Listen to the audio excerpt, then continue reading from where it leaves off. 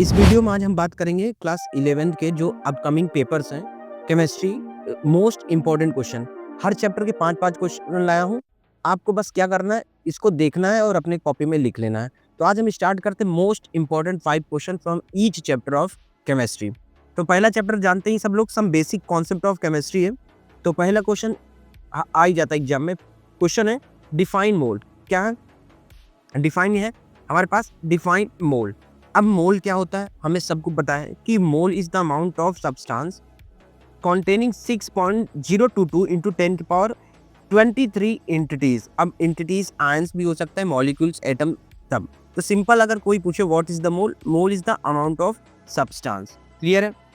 It act as a bridge between microscopic particle and microscopic measurable quantity, making chemical calculation possible करता है। तो simple अगर कोई पूछे व्हाट इज द मोल, तो बताना मोल is the amount of substance जिसमें 6.022 इंटू 1023 एंटिटीज होती हैं। ये एक ब्रिज की तरह काम करता है microscopic as well as macroscopic measurable quantity के बीच में। अगर यहीं पे एक क्वेश्चन और आ जाता है कि मोल कैसे फाइंड करें, तो मोल फाइंड करने के लिए बताया हूँ कि अगर नंबर ऑफ मोल्स निकालना है, क्या निकालना है हमें, नंबर ऑफ मोल्स की बात करें हम, तो नंबर ऑफ मोल्स की बात करें, नंबर ऑफ मोल्स निकालने का फॉर्मूला क्या होता है? अगर गिवन मास दिया हुआ है, गिवन मास अपॉन में हम क्या करते हैं, मोलर मास।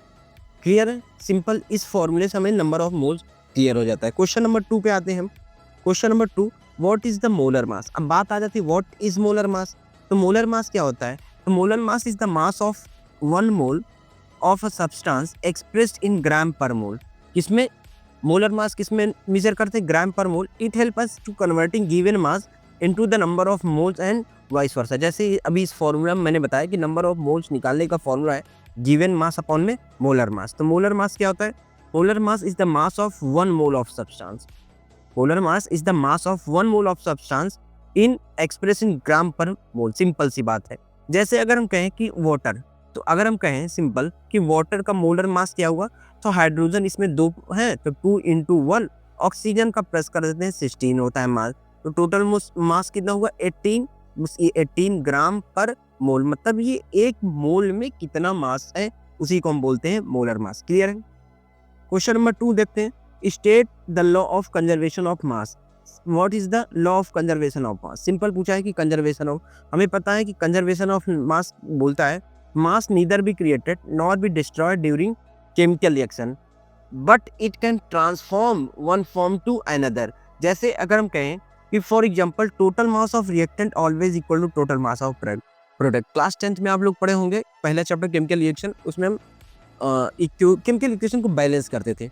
बैलेंस करते थे, क्यों करते थे? क्योंकि रिएक्टेंट का मास और प्रोडक्ट का मास क्या हो जाए, बराबर हो जाए। इसलिए हमें क्या होता है कि किसी भी रिएक्शन में हम किसी भी रिएक्शन में इसलिए इंपॉर्टेंट होता है बैलेंसिंग, कि मास रिमेन सेम रहे। उसके बाद हम क्वेश्चन नंबर 4 पर बात करें, difference between empirical formula and molecular formula. Important है ये क्वेश्चन, स्टार मान लीजिए, ये तो हमको लगता है इस बार आ ही जाएगा।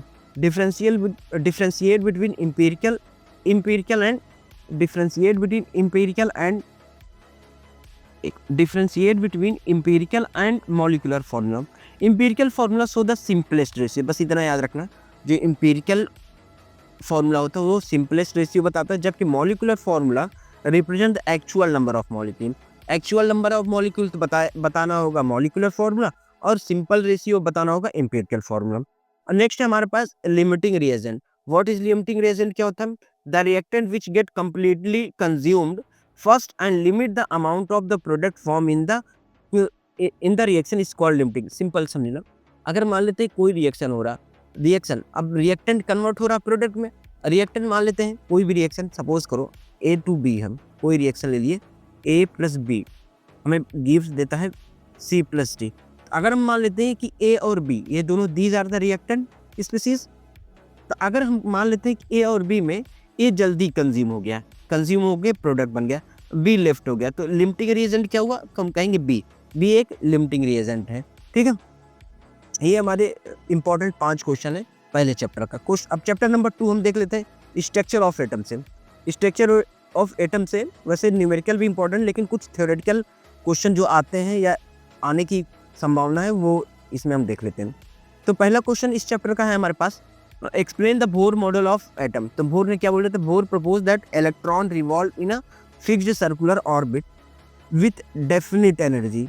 मतलब कि अगर जो इलेक्ट्रॉन है एक फिक्स्ड ऑर्बिट रिवॉल्व करते हैं with different energies, energy is absorbed और इमिटेड ओनली व्हेन, कब, electron jump between energy level. अगर हम कहें कि मान लेते हैं कि इलेक्ट्रॉन रिवॉल्व कर रहा है, दीज आर द ऑर्बिट। अगर हम कहें कि इलेक्ट्रॉन अगर फर्स्ट ऑर्बिट से सेकंड जा रहा है या फिर वाइस वर्सा सेकंड से फर्स्ट में जा रहा है, तो एनर्जी या तो एब्जॉर्ब होगी या तो इमिट होगी।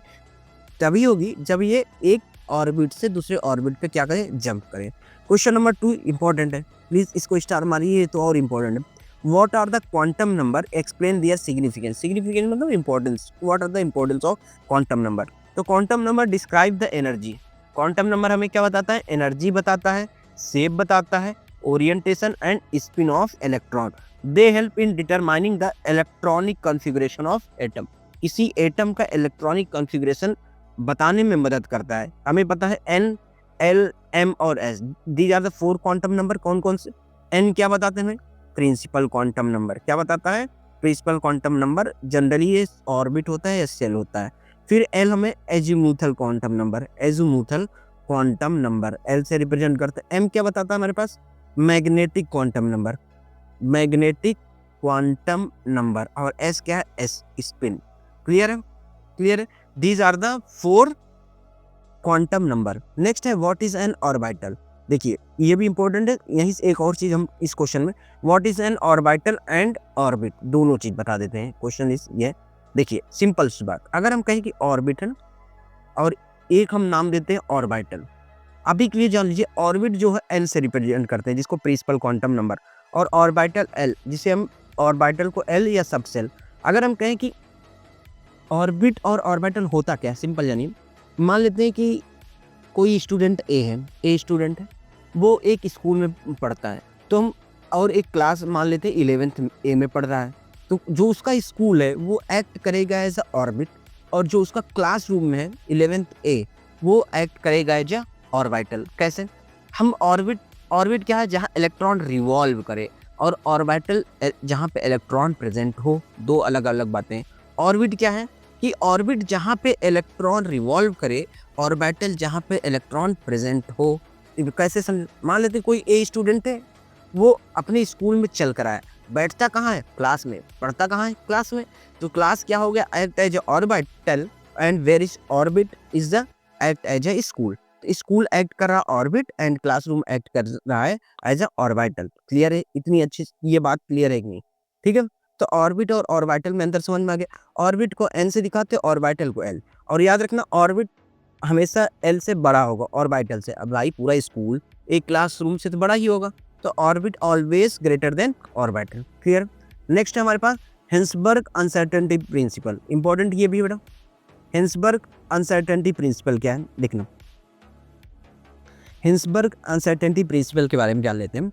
ये है, it is impossible to determine both position and momentum of an electron with complete accuracy। मतलब हिल्सबर्ग अनसर्टेनिटी प्रिंसिपल ये कहता है किसी भी इलेक्ट्रॉन का पोजीशन और मोमेंटम हम एक साथ नहीं डिटरमाइन कर सकते। अगर पोजीशन बताएंगे तो मोमेंटम में एरर आ जाएगा, या मोमेंटम बताएंगे तो किस में हमको एरर आ जाएगा, पोजीशन में। क्लियर है, चलिए नेक्स्ट हमारे पास है, नेक्स्ट क्वेश्चन, क्वेश्चन नंबर 5 है हमारे पास, explain dual nature of matter. Dual nature of matter बताता है क्या, matter specially electron exhibit both wave as well as particle nature depending on the experimental condition. समझना, जो मैटर है वो दोनों तरफ से बिहेव करता है। कौन कौन से, एक वेव की तरफ भी है, पार्टिकल्स की तरफ भी। तो यही था हमारा डुअल नेचर ऑफ मैटर। और इसमें ये जो 5 क्वेश्चन है ये तो इंपॉर्टेंट है थ्योरेटिकल, इसके कुछ इंपॉर्टेंट क्वेश्चन भी है जो हम नेक्स्ट वीडियो में बताएंगे। अभी हम हर चैप्टर का जो मेन इंपॉर्टेंट क्वेश्चन आ सकता है वो बता रहा हूँ। चलिए question number chapter number 3, chapter number 3 हमारे जिसे क्लासिफिकेशन ऑफ एलिमेंट या हम सीधे बोलते हैं पीरियोडिक टेबल वाला चैप्टर। क्वेश्चन नंबर इसका 1 जो इंपॉर्टेंट क्वेश्चन है, state modern periodic law question. तो property of element are the periodic function of their atomic number. मतलब जो मॉडर्न पीरियोडिक टेबल बनाया गया तो वो किस बेस पे बनाया गया था, एटॉमिक नंबर के बेस पे। क्वेश्चन नंबर ये 1 था। क्वेश्चन नंबर 2 क्या है, why atomic radius decrease across the period. Question 2 है to why atomic radius decrease across the period के अलोंग रेडियस क्यों decrease? Due to the increase in nuclear charge. Nuclear charge क्या होता है? इंक्रीज होता है। Electron are pulled closer to nucleus. अब भाई जब न्यूक्लियर चार्ज इंक्रीज होगा तो जो इलेक्ट्रॉन होगा ऑर्बिट वो न्यूक्लियस की तरफ क्या हो जाएगा? शिफ्ट होगा, जिसकी वजह से रेडियस क्या होगा? डिक्रीज हो जाएगा। नेक्स्ट है हमारा define ionization enthalpy. Energy required to remove an outermost electron from isolated gaseous atom. इसी आइसोलेटेड गैसियस एटम से एक इलेक्ट्रॉन निकालना को हम क्या बोलते हैं? Ionization enthalpy. Second, what is electronegative. अच्छा, यहीं पे क्वेश्चन मैं और लिख देता हूँ आप सबके लिए, एक क्वेश्चन और लिख देता हूँ। क्वेश्चन है कि जिस तरह आयनाइजेशन एंथैल्पी है तो आप लोग होमवर्क के लिए में लिखिए डिफाइन क्या करना है? Electron affinity. इलेक्ट्रॉन एफिनिटी के बारे में बताना है। प्लस क्वेश्चन और दूसरा इसमें वाई सेकेंड इलेक्ट्रॉन एफिनिटी की वैल्यू पॉजिटिव होती है ऑलवेज, क्यों? इसका रीजन आप बताएंगे। चलिए क्वेश्चन नंबर 4। क्वेश्चन नंबर 4 है what is electronegativity. Tendency to an atom to attract share pair of electron toward itself in chemical bond. Chemical bond में अगर हम कहें कि मान लेते हैं कोई दो एटम है, अगर हम कहें कि एक का इलेक्ट्रॉन नेगेटिव 20 से ज़्यादा है तो इसका इलेक्ट्रॉन ये क्या करेगा? अपनी तरफ पुल कर लेगा। इसी को बोलते हैं इलेक्ट्रोनेगेटिविटी। नेक्स्ट क्वेश्चन है question number 5 what is periodic trend. तो gradual change in property. Gradual मतलब change in properties of element across the period and down the group, उसे क्या बोलेंगे? Periodic trend. नेक्स्ट चैप्टर है हमारे पास chapter number 4 chemical bonding and molecular structure. Chemical bonding and molecular structure के बारे में। Define ionic bond. क्वेश्चन आता है what is ionic bond. Ionic bond is form due to electrostatic force of attraction between oppositely charge ion form by the electron, या फिर हम simple लिखें complete transfer of electron is called ionic bond. Simple, clear है। What is covalent bond. Covalent bond हमें पता है mutual sharing of electron between two atom to attain stable electronic configuration. उससे बनने वाले बॉन्ड को क्या बोलते हैं? कोवैलेंट। तो आयनिक में कंप्लीट ट्रांसफर और कोवैलेंट में mutual sharing of electron. Question number 3 है हमारे पास explain VSEPR theory. According to this theory electron pair around the central atom arrange themselves to minimize the repulsion determine the molecular shape. Simple, अगर कोई पूछे what is VSEPR theory, बताना valence shell electron pair repulsion theory simply क्या करता है? Determine करता है shape बताने के लिए, बस। What is hybridization. Intermixing of atomic orbital to form equivalent, ये वर्ड लिखिएगा, equivalent hybrid orbital suitable for the bond formation. Clear है? ठीक। हाइब्रिडाइजेशन के बाद जो हाइब्रिड ऑर्बिटल किसके फॉर्म में होंगे? sp, sp2, sp3, sp3d etcetera. These are the hybrid orbital. Next है हमारे पास hydrogen bonding. Weak intermolecular attraction between hydrogen attracted to electronegative and another electronegative atom like oxygen, nitrogen और fluorine. Simple से hydrogen bonding क्या होगा? याद रखिएगा phone, FON। अगर हाइड्रोजन के साथ ये तीनों डायरेक्टली अटैच होंगे तो वहाँ क्या होगा? हाइड्रोजन बॉन्डिंग का कॉन्सेप्ट होगा, बस सिंपल याद रखिएगा। क्लियर है? नेक्स्ट चैप्टर नंबर 5 है हमारे पास स्टेट्स ऑफ मैटर। क्या है? States of matter. देखते हैं स्टेट्स ऑफ मैटर में पहला क्वेश्चन हमारे पास स्टेट बॉयल्स लॉ में पूछा जाता है at constant temperature pressure of gas is inversely proportional to its volume. Simple, हमें पता है कि pressure of gas is inversely proportional to volume, तो मतलब प्रेशर ज़्यादा होगा तो वॉल्यूम कम होगा। What is ideal gas. हमें पता है gas which obey all the gases law, चारों गैसियस लॉ को जो फॉलो करे उसे आइडियल गैस। विस्कोसिटी क्या होता है? Resistance offered by fluid to flow due to intermolecular force. Intermolecular force की वजह से जब रुकावट पैदा हो किसमें? फ्लूइड के फ्लो में, उसे बोलते हैं viscosity. What is surface tension. Force acting per unit length is called surface tension. Clear है? Why real gas deviated from ideal gas? Due to intermolecular force and finite molecular volume. Ideal gas में intermolecular attraction 0 होता है जबकि real gas में होता है, जिसकी वजह से आइडियल और रियल गैस में क्या होता है? अंतर आ जाता है। क्वेश्चन चैप्टर नंबर 6 हमारा है थर्मोडायनेमिक। चैप्टर इंपॉर्टेंट चैप्टर, इसको डिटेल में पढ़ाएंगे हम आपको। फर्स्ट लॉ ऑफ थर्मोडायनेमिक हमें पता है energy neither be created not be destroy but can be convert one form to another, यही थर्मोडायनेमिक्स लॉ था हमारे पास, ठीक है। हमें पता है एनर्जी इज इक्वल टू, हमने क्या पता, हीट प्लस वर्क डन, या हम कहें Q प्लस डब्ल्यू, ये हमें हमारा क्या था, first law of thermodynamics. Define enthalpy, total heat content of a system at constant pressure पे कितना हीट किसी सिस्टम में, उसे हम क्या बोलते हैं, हमें क्या बोलते हैं, enthalpy. What is entropy, measure the disorder और randomness of a given, clear है। एंट्रोपी को हम एस से दिखाते हैं, सिंपल, अगर हम एस निकालते हैं तो क्यू रिवर्सिबल बाई हम टी करते हैं, क्लियर है ये फॉर्मूला। नेक्स्ट हमारे पास explain Hess law. Hess law क्या होता है, enthalpy change of the reaction depend only on initial and final state not on the reaction path, उसे हम क्या बोलेंगे, हेस लॉ।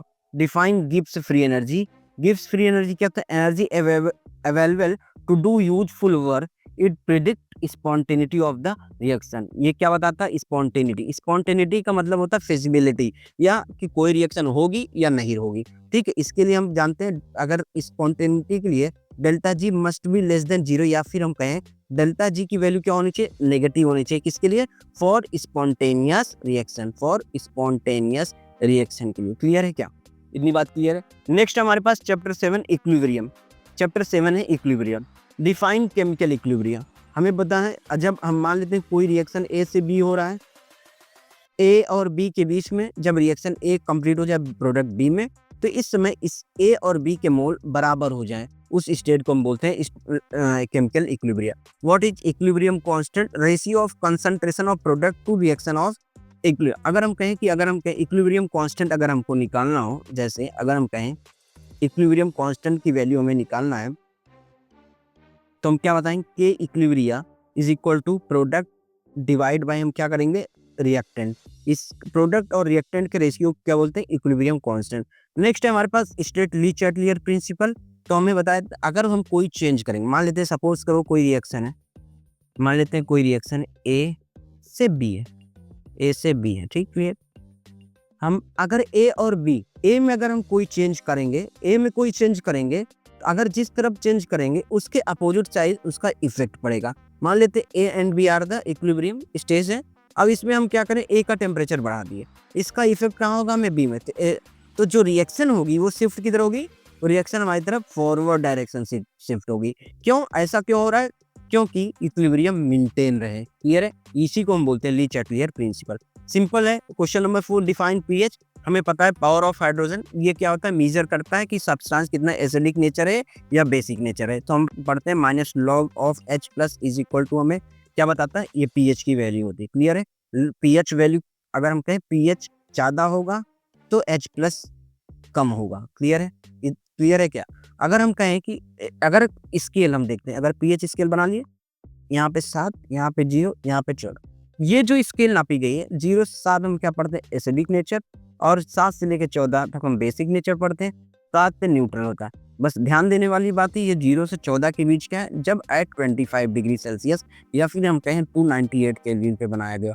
लेकिन अगर यही अगर हम कहें 90 डिग्री पे, एट 90 डिग्री सेल्सियस कर दोगे, ये जो पीएच रेंज की वैल्यू है अभी 0 से 12 तक हो जाएगी। मतलब कि पीएच डिपेंड ऑन टेम्परेचर, बहुत इंपॉर्टेंट क्वेश्चन है, नोट कर लीजिए कहीं पे, पीएच डिपेंड ऑन टेम्परेचर कर दो, ठीक है। Question number 5, what is buffer solution. हमें पता है बफर सॉल्यूशन वो सॉल्यूशन होता है कि थोड़ा बहुत किसी भी सॉल्यूशन में अगर हम पीएच की वैल्यू क्या करते हैं, पीएच ना चेंज हो, थोड़ा सा एसिड या थोड़ा सा बेस मिला दे उस सॉल्यूशन में, अगर पीएच नहीं चेंज हो रहा है तो वो समझ लेना ऐसे सॉल्यूशन क्या बोलेंगे, बफर सॉल्यूशन। 2 टाइप्स के होते हैं पता, एक एसिडिक बफर होता है, बेसिक बफर होता है, वो डिटेल आपको हम चैप्टर में पढ़ाएंगे, यही 1 शॉर्ट वीडियो है हमारा। अब नेक्स्ट चैप्टर आ जाते हैं, चैप्टर नंबर 8 रिडॉक्स। ये हम थ्योरेटिकल पोर्शन करें, कुछ न्यूमेरिकल आएगा, फिर से हम किसी दिन और भी चैप्टर का बना देंगे। तो चैप्टर 8 में रिडॉक्स रिएक्शन से क्या थ्योरेटिकल क्वेश्चन आता है देखें।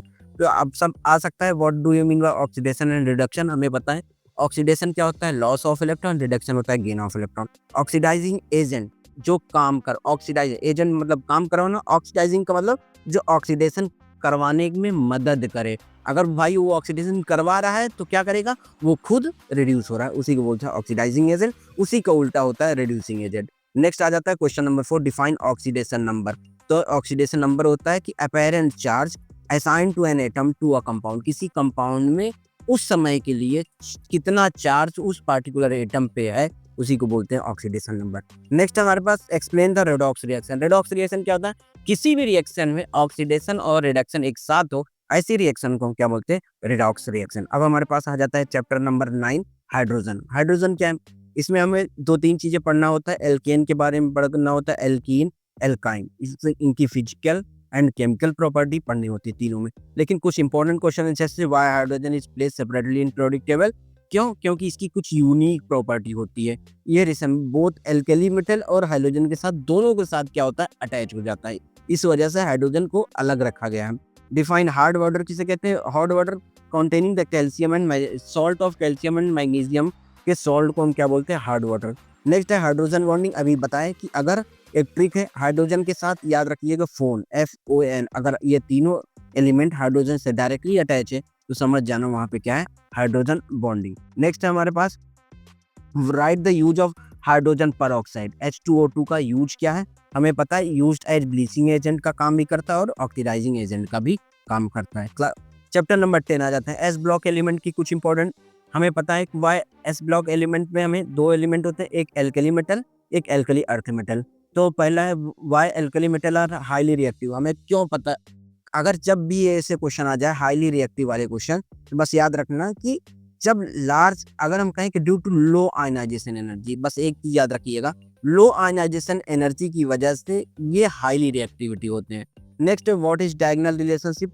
हम किसी, अगर मॉडर्न पीरियोडिक टेबल में हम देखते हैं similarity in the property of diagonally placed element. अगर डायगोनली प्लेस्ड एलिमेंट की कुछ प्रॉपर्टी रिजेंबल करे, या फिर सिंपल हम कहें कि इनके जो कुछ प्रॉपर्टी सेम सिमिलर हो जाएं, ऐसे रिलेशन को बोलते हैं डायगोनल रिलेशन। कुछ एलिमेंट हैं, ठीक है। जैसे नेक्स्ट क्वेश्चन है हमारे पास, why sodium stored in kerosene to prevent the reaction with air and moisture. बहुत जल्दी से ये रिएक्शन कर जाता है। Define alkaline earth metal. Group number 2 को हम क्या बोलते हैं? Alkaline earth metal. इनके वैलेंस शेल इलेक्ट्रॉन वैल्यू होती है 2।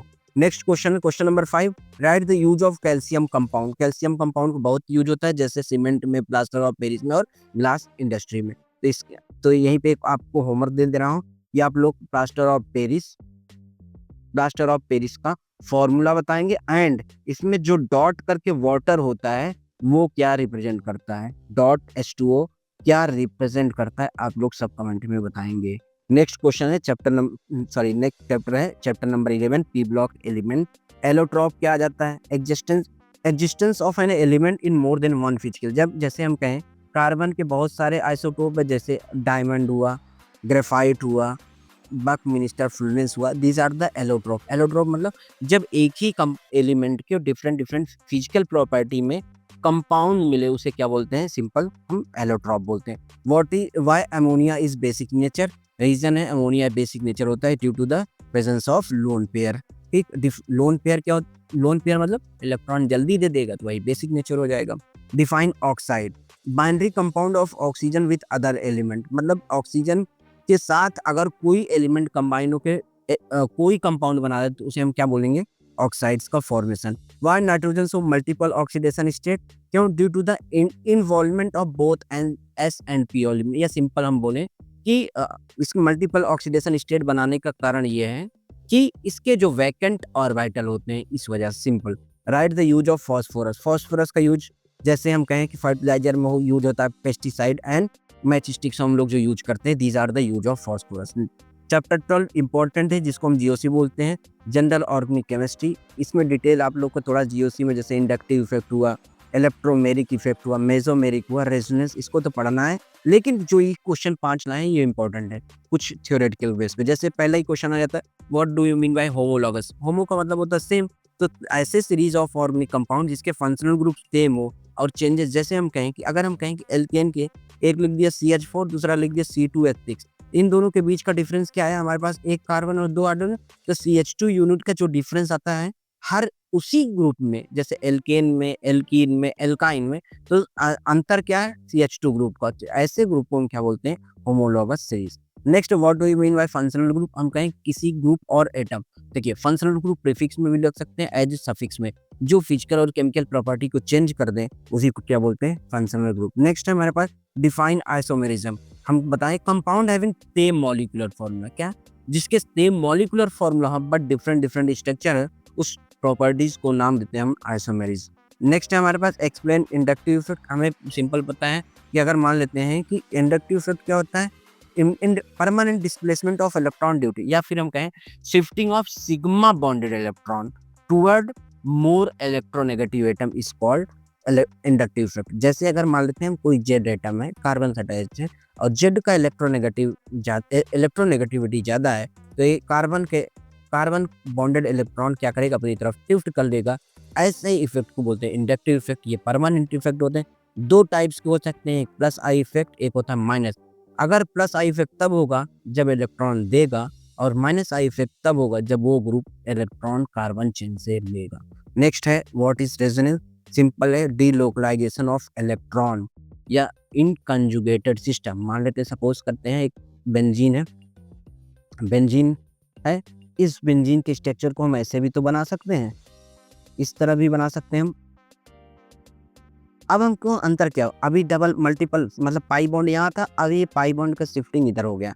मतलब क्या होगा? Shifting of pi bond with alternate position, उसी को वो क्या बोलते हैं? रेजोनेंस बोलते हैं। क्या बोलते हैं? रेजोनेंस। रेजोनेंस और मेसोमेरिक में अंतर क्या है? रेजोनेंस वो चीज है जहाँ पे केवल फिनोमिना होता है कंजुगेट सिस्टम में इलेक्ट्रॉन का डीलोकलाइजेशन, और मेसोमेरिक इफेक्ट क्या होता है कि अगर कोई ग्रुप, मान लेते इसी बेंजीन रिंग में हम लगा दिए COOH ग्रुप, इस ग्रुप की वजह से जब इलेक्ट्रॉन का मूवमेंट किसी पार्टिकुलर डायरेक्शन में हो, उसे मेसोमेरिक इफेक्ट कहते हैं। ठीक है, चैप्टर नंबर 13 अब आ जाते हैं हम लोग, देखते हैं की इंपॉर्टेंट है रेजोनेंस और इंडक्टिव इफेक्ट पढ़ लीजिएगा। चैप्टर नंबर हम 13 में हाइड्रोकार्बन के बारे में जान लें। एल्केन क्या होता है? आपको इसका बस फॉर्मूला याद होना चाहिए, सिंगल बॉन्डेड होता है। एल्कीन क्या होता है? डबल बॉन्ड होता है, इसका फॉर्मूला याद रखें। What is aromaticity? Stability of cyclic conjugated system like benzene को एक्सप्लेन करने के लिए एरोमेटिक बिहेवियर शो करते हैं, जैसे aromatic, non aromatic and anti aromatic. हम लोग पढ़ते हैं हगल्स रूल के बारे में। नेक्स्ट है define cracking. Breaking of long chain hydrocarbon into smaller molecule is called cracking बोलते हैं। सब्स्टिट्यूशन रिएक्शन क्या होता है? जब कोई भी ग्रुप किसी भी रिएक्शन में रिप्लेस करे, उसी बोलते हैं सब्स्टिट्यूशन रिएक्शन। चैप्टर नंबर 14 हमारे पास है। चैप्टर नंबर 14 इन्वायरमेंटल केमिस्ट्री में ग्रीन हाउस इफेक्ट आप लोग पढ़ लीजिएगा। डिफाइन ओजोन डिप्लीशन क्यों होता है? स्मॉग में अंतर। एसिड रेन क्या होता है? Biodegradable pollutant. इसके सब आप लोग क्या याद करेंगे? एग्जाम्पल जरूर पढ़ के जाएंगे। ये हमारा सारे चैप्टर का 5 इंपॉर्टेंट जो हमें लगा तो हम लोग ये बना दिए। प्लीज इसको आप रीड करिएगा, और फर्दर अगर कोई डाउट होगा तो प्लीज कमेंट करिएगा हमारे वीडियो पे। Thank you.